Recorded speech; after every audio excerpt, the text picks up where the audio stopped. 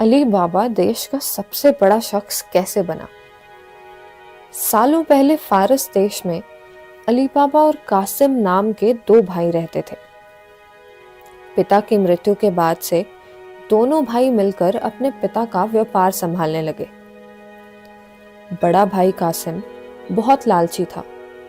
उसने धोखे से पूरा व्यापार हथिया लिया और अली बाबा को घर से निकाल दिया।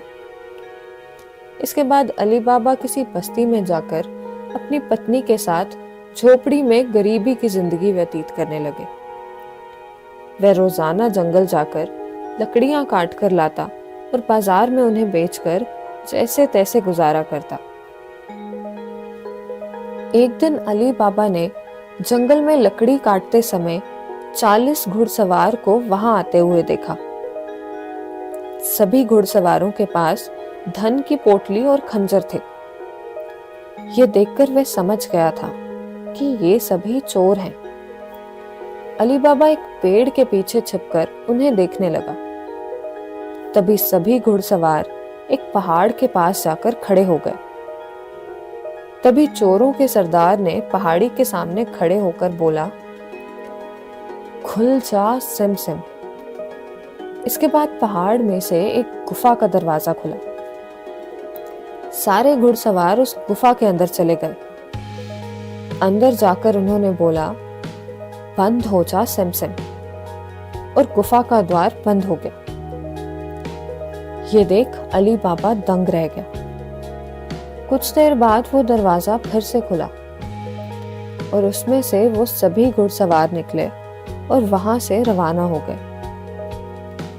अली बाबा ये जानने को बेताब हो गया कि आखिर उस गुफा में क्या है और वो सब यहाँ क्या कर रहे थे।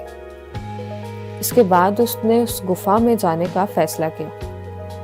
वह उस पहाड़ के सामने गया और बार बार चोरों के सरदार के शब्द बोलने लगा, खुल जा सिम सिम, खुल जा सिम सिम। गुफा का दरवाजा खुल गया। अली बाबा गुफा के अंदर गया और उसने देखा कि वहां सोने की तिजोरियां, अशरफियां, गहने आदि रखे थे। चारों तरफ खजाना ही खजाना था। ये सब देखकर उसकी खुशी का ठिकाना नहीं था। उसे मालूम हो गया था कि वो चोर सारा चोरी का सामान यहाँ आकर छुपाते हैं। अली बाबा ने वहां से एक पोटली में सोने की अशरफियां भरी और घर चला गया। घर जाकर अली बाबा ने इस पूरे किस्से के बारे में अपनी पत्नी को बताया। एक साथ इतनी सारी अशरफियां देखकर उसकी पत्नी हैरान रह गई और अशरफियों को गिनने बैठ गई।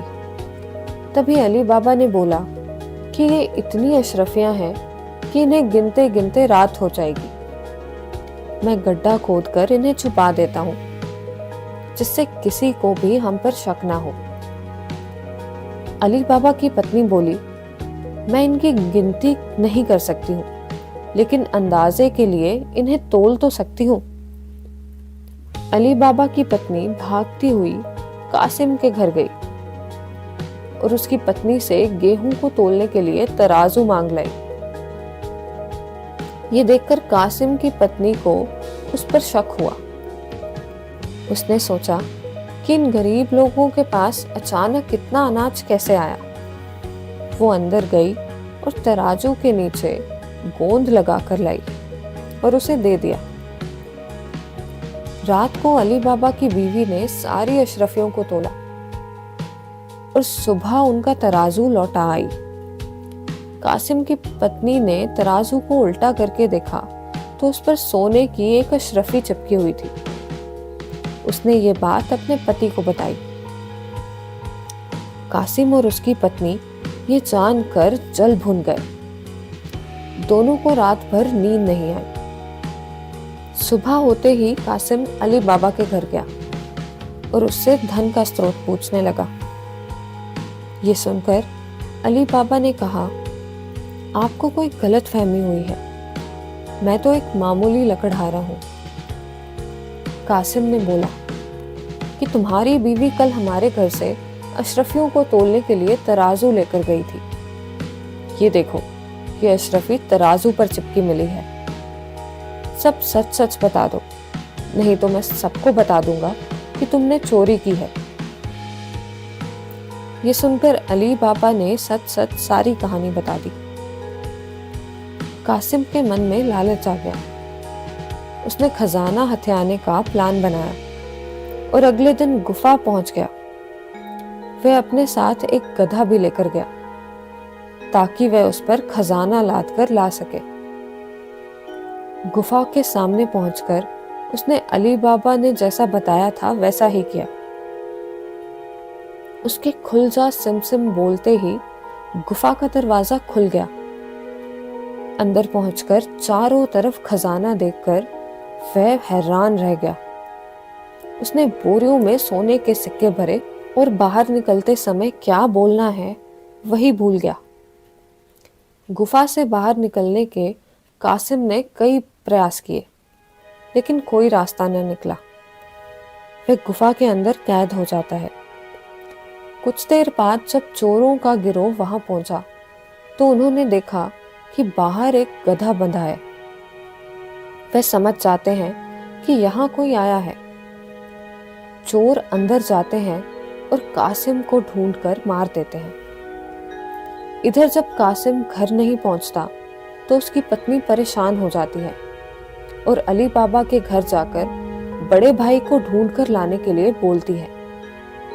अली बाबा ढूंढता हुआ गुफा के पास पहुंचता है तो वहां उसने भाई के गधे को घास चरते हुए देखा। वह समझ जाता है कि कासिम अंदर गया है और चोरों ने उसे पकड़ लिया है। अली बाबा जब गुफा के अंदर गया तो उसे कासिम की लाश मिली। अली बाबा लाश को घर लाता है और बिना किसी को बताए प्राकृतिक मौत घोषित करके उसका अंतिम संस्कार कर देता है। कासिम की पत्नी के कहने पर अली बाबा और उसकी पत्नी कासिम का व्यापार संभालने लगते हैं और उसके साथ रहने लगते हैं। वहीं जब चोर गुफा में आते हैं और कासिम की लाश नहीं देखते तो समझ जाते हैं कि खजाने का राज किसी और को भी पता है। वे गांव में जाकर पता लगाते हैं कि कुछ दिनों में किसके घर में मौत हुई।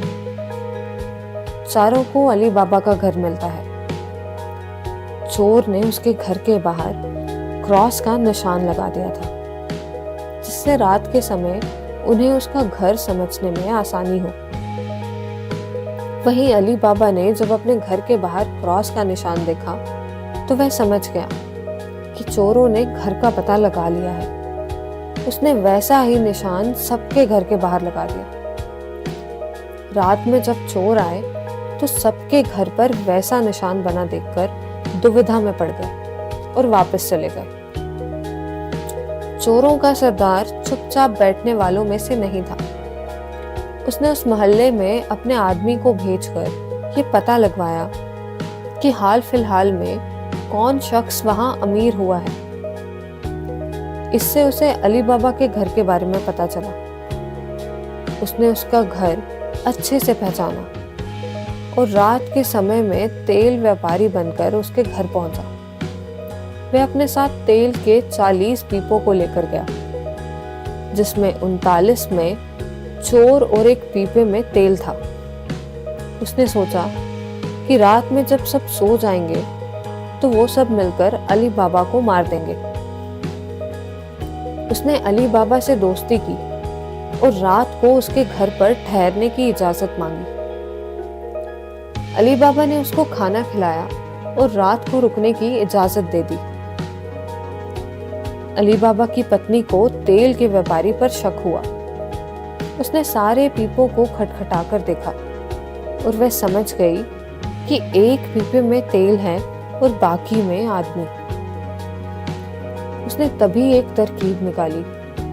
उसने तेल वाले पीपे से तेल निकाला और गर्म कर बाकी पीपों में डाल दिया। सारे चोरों की मौत हो गई।